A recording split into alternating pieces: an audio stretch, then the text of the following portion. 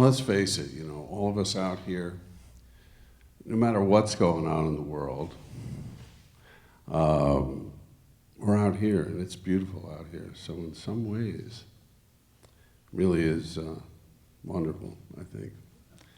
So anyway, I have a solo record coming out next year, so I'm going to mix in some of the things. You get a sneak preview of some of the things that are going to be on that. And this is one of them. This is called Beneath the Surface. And I think on this, when I play some of the things from that, I decided to get a little more introspective, and it's all original music. So we'll see where I take you.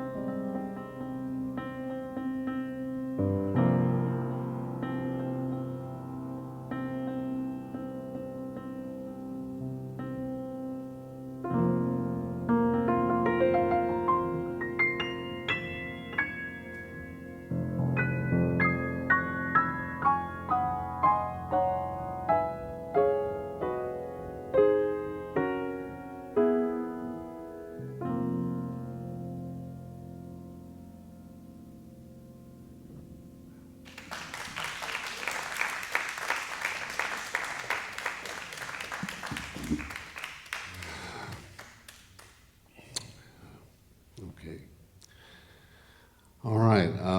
Well, as I said, I'm not going to play. Originally, I thought about doing just everything from the new CD, but I got to cover some different ground too. But you'll get a taste of it. Anyway, this is a tune of mine called Cayman. I wrote this when I was in the Cayman Islands last year, playing down there. And it's also on my newest CD, a trio CD with Billy Hart and Santi DiBriano. We have some in the back. Also, we have 2 albums, vinyl. How about that? Right. Just 2, though, so destined to be collector. Well, there's one in the audience who already has one, so anyway, here we go. This is called Cayman.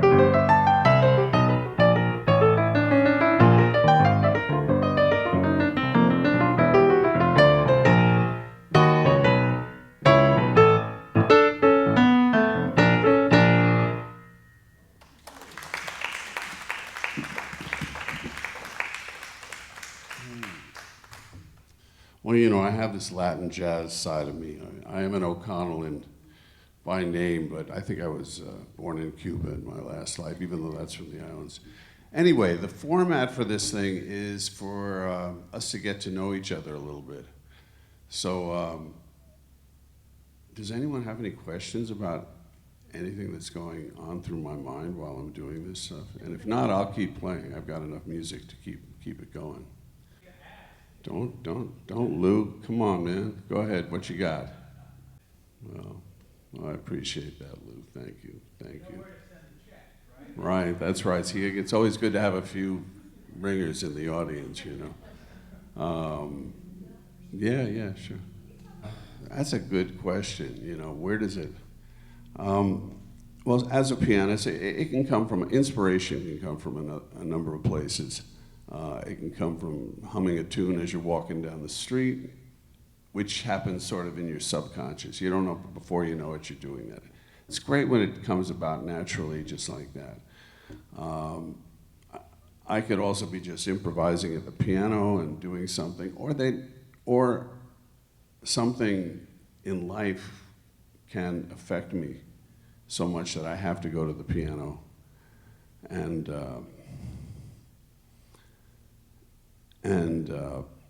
you know, come up with something that makes some sense out of it. I wasn't going to play this, but maybe that would lead into this song. You know, I don't know that I could probably go on. You know, the process of like where this music come from, your inspiration. You know, Wayne Shorter said it's just about living. You know, I'm paraphrasing, but it's about living, and you live your life. Once you've decided you're a musician, you just live your life, and hopefully life affects your music. But there's a lot of study and work that goes into it too, so that you can sort of be open to whatever might inspire you. Is that kind of what you going? Yeah, I went to Oberlin, but you know, it's kind of like what Julius said last week. I was a dropout too, you know. But I went there for a while, and then I moved to New York when I knew I really wanted to do the jazz thing. But yeah, I studied a lot, had some great teachers over the years, not only at the piano, but also composition-wise, because really, my first love was writing music, composing. In a way, it still is. It's probably what gets me up in the morning, just to see what I might be able to come up with that day. I mean, there are many things that get me up in the morning that make me want to get up. My beautiful wife sitting over here, and our kids and everything. But no, it's true. She may not believe me right now. Anyway, but anyway, yeah. Yes, I've studied a lot. Can't you see all that? I mean, I've been around a while, you know. Any other questions? Well, what I was going to, Pam, with what you had to say, you know, I wasn't going to play it, but maybe I will. This, you know, you asked where things come from, and I think I played it maybe the first year I did this. But since we're kind of close to 9/11, you know, when that happened, that really affected me, as it did most of us. And I didn't touch the piano for like 3 days. And then I came back to it, and this is what came out. This is called After the Dust Settles.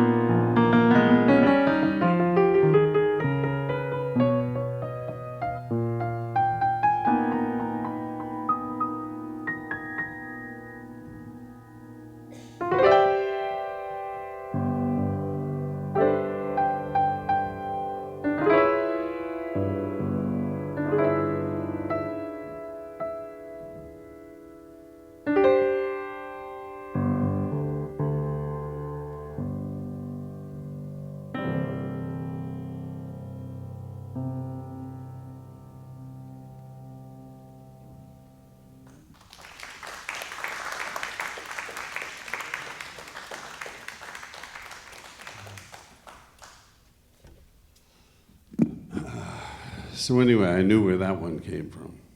Some other tunes you don't know where the inspiration is, and you just like it. You know, I run across an idea, comes along, and I like it, and I think I can develop it. So maybe that'll lead into this next song. This is on a record I did many years ago called Latin Jazz Fantasy, and this is there are two songs I'm going to play that are sort of influenced by some classical stuff. And this one's kind of combining some Debussy with my Afro-Cuban roots. No, whatever. You know, see if you can hear it that way. At least that's how I hear it. This is called Six for Claude.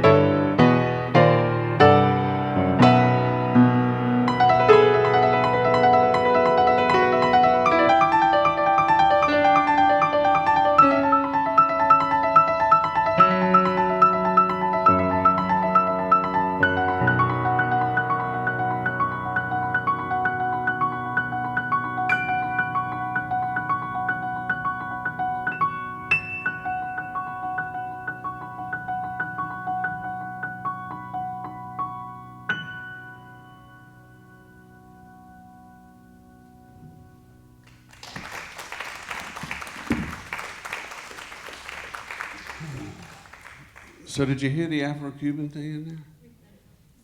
A little bit, right? A little bit. Okay. All right, we're in the French composer, the classical influence. I'm much more influenced by the music as a composer than as a player. But anyway, this is dedicated to Eric Satie, and this is called Eric's Song.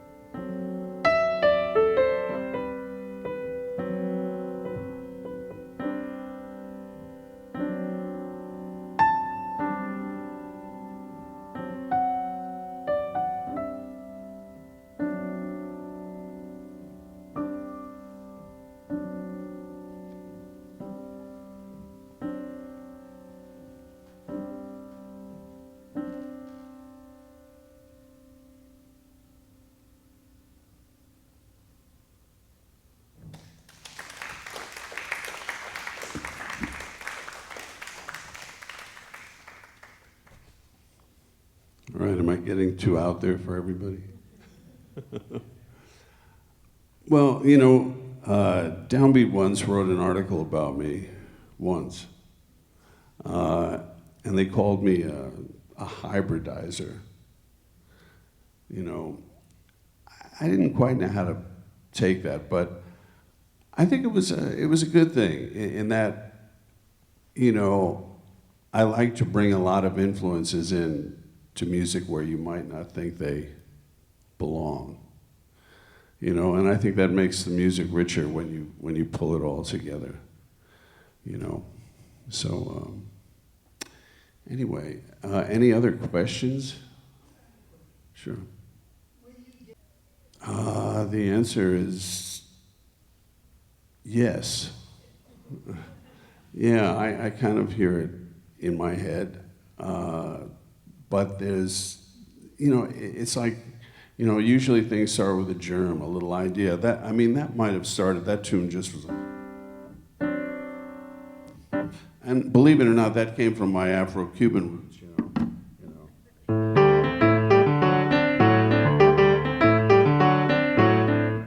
That came from that. But then I just made it more Satie-like, which I loved. You know, I thought, wow, I can bring another element to that thing.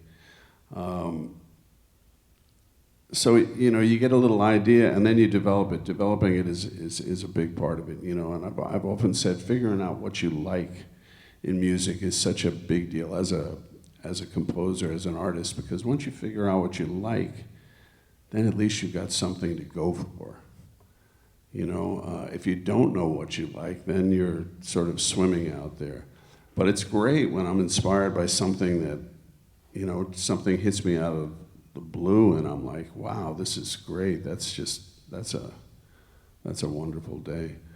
But yeah, I do hear it in my head, and then it's a question of finding it. It's great when you dream a tune. That hasn't happened too often. But that's kind of like a little gift, you know. You dream something, you wake up in the morning and you go, oh wow, I got a tune going here. That's great. Anyway, yeah. When did you see? Well, I took piano lessons with my uncle.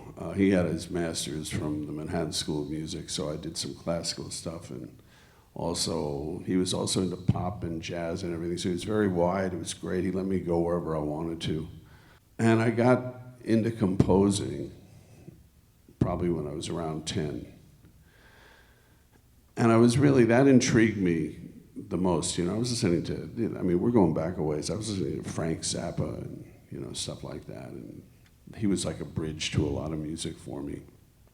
When I started to listen to modern classical composers, that was my first love, really, when I realized, you know, when I would look at music as a kid, I'd go, why is this on the page?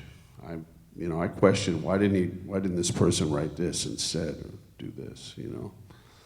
A lot of people don't ask that question, you play the music the way it is, you know, but I wanted to do that, and, you know, and then I wrote some things in high school. I wrote a piece for my high school orchestra. And I remember this Dr. Ruzek, he said, and tonight we're featuring Beethoven, Bach, and O'Connell. You know, so that was an honor to be in that company. And then when I went to Oberlin, I went to Oberlin as a composition person, not as a performer. And then I realized after that experience coming to New York, I didn't really want to sit in a room and just write music. I wanted to be out there playing, so I had to develop my chops and really focus on the instrument a bit and get that together. So that really became more of a focus for me later, after I already had, you know, some serious compositional leanings, you know. So I have written lyrics sometimes. It doesn't happen often, but sometimes I do. Well, my wife's here. I did a lullaby record where I got some of my great jazz friends back in the day, like Gato Barbieri and Randy Brecker and Kenny Rankin. You know, remember Kenny? I worked with him for a few years. I tried to get Astrid Gilberto, who I played with for a while, but she wouldn't do it. But Diane Reeves sang on it, and my wife Laurie Solomon sang on it, and she killed it. Actually, it sounded great. But so yeah, I wrote a little lullaby, and we put it on there. You can find it, "Till the Morning Light." It's on Spotify, right? Is it on Spotify? Yeah. But I've written some other things too. Like I wrote some lyrics to a monk tune called "Reflections." Great singer back in the day who died fairly recently, Janet Lawson. She sang it. We didn't get permission from the monk estate to record it. I guess somebody else had already done that. So occasionally I will write lyrics. It takes a special moment. Where are we going from here? Okay, I'm going to play a standard. This is on the new trio record. It's called "Three Little Words."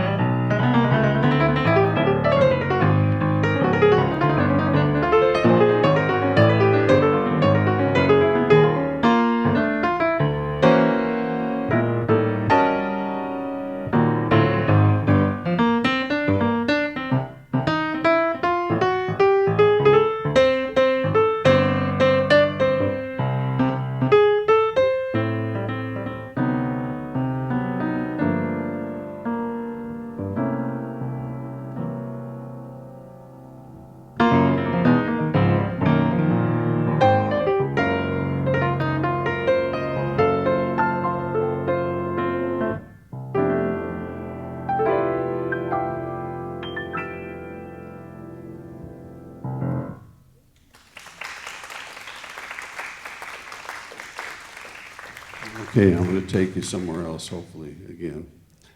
This is a song I wrote that's going to be on the new CD, with a new CD, and it'll be vinyl also. I wrote it in memory of a very dear friend, a gentleman named Steve Barrios, a drummer I played with for many, many years.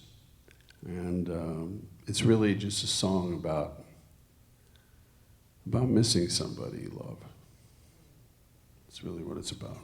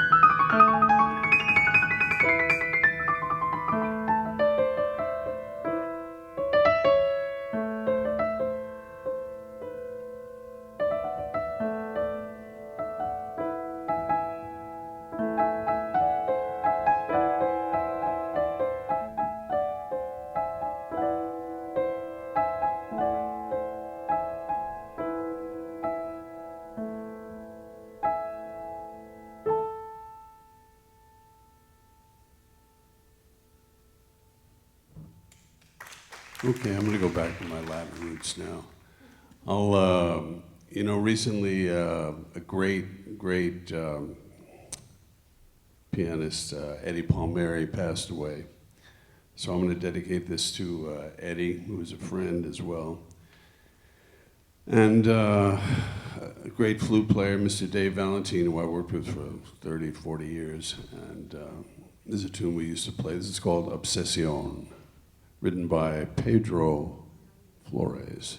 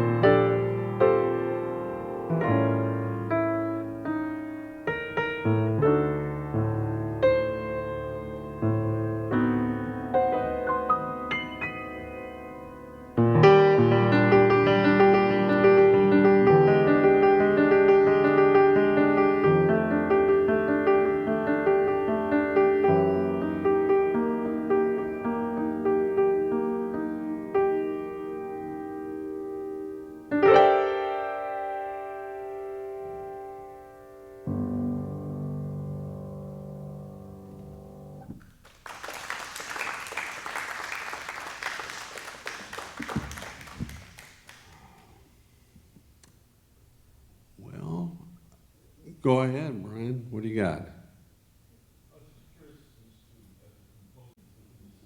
And they're all kind of different. Yeah. In terms of a song like Round Midnight or something, I've grown with that song. Maybe reharmonized it 3 times in my life. It just keeps getting more and more, and I think it takes a while. Well, of course, we're talking about interpreting a song. In terms of the, when do you know a tune is done? Yeah, it's kind of like when you say it's done, because you can always keep refining it. And I think in my head, I always do keep refining it. That's why maybe I'll record something and then record it again 10 or 20 years later. It's possible. Yeah, that's that's about it. That's all I can say about that.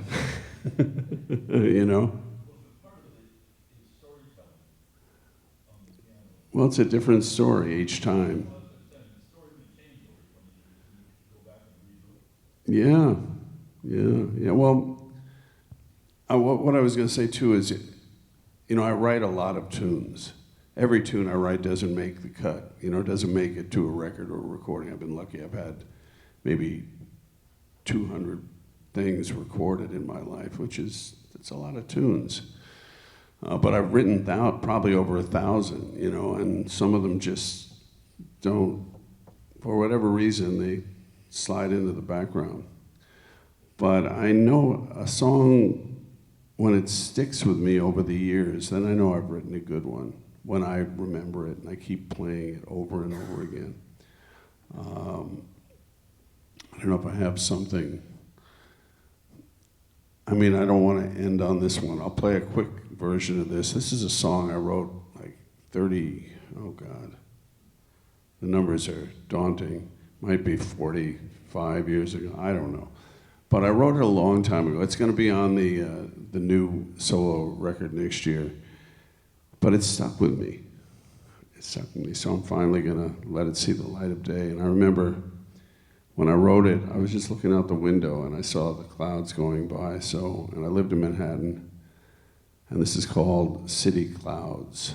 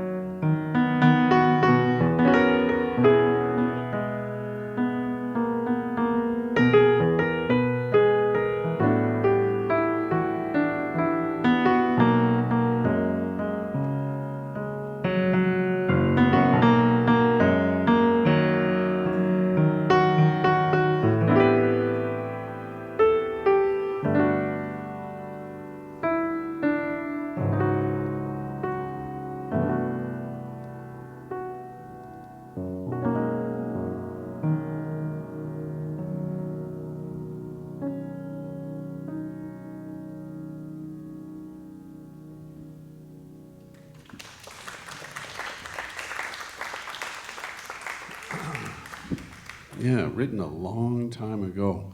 But, you know, different influences and to get me to write that. But I like it. You know, is that jazz? I think it's jazz. You know, for me it is. Anyway, I'm going to close with a standard. This is called Just in Time.